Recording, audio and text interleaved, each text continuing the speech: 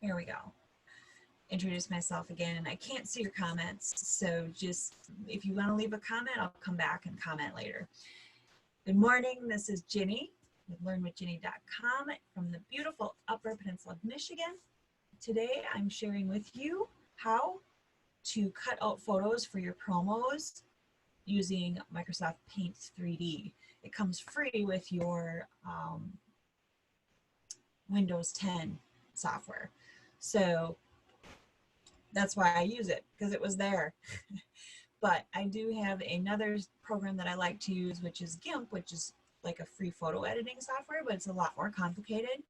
I do have a tutorial on how to create scrapbook pages with that. If you like that, I'll put the link in the comments. You can go grab it. It's about an hour long, I believe. I was working with some baseball moms on how to create those pages. So I'm going to share my screen and show you how to do this real quick. Let's see. I just picked a photo. Hopefully you can see that. Or are you looking at my Facebook page? Let me go look.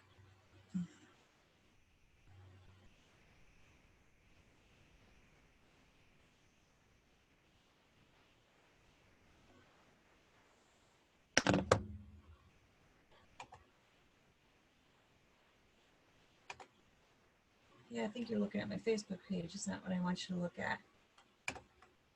No, okay, you probably see my page over here. Okay, so I just picked this one. I don't know if I'm going to use it or not. It was just easy to pick. So what you click is this magic select at the top of the page. And then you just bring these little things in to the area that you want to cut out. I don't know, I guess I want my shoulder in there. And then you hit next. And that's it, really. Because now what I do is I copy it. Well, I click done first, sorry. There. Now I copy it. And I throw it into like regular Paint, Microsoft Paint, and save it. That's it. Super easy, hey? That one was probably a little bit clearer for it to pick. So if you want, tomorrow Saturday, I'll have a little more time and I can show you how. Here, I did it over here. I'll zoom out because it's huge. And I'll share this screen so you can see it. And there, Microsoft. Actually, all I gotta do is drag it over here, I think. See? Easy peasy. Now I can add some words over here and use it in one of my promos. That's it. So I hope that's helpful.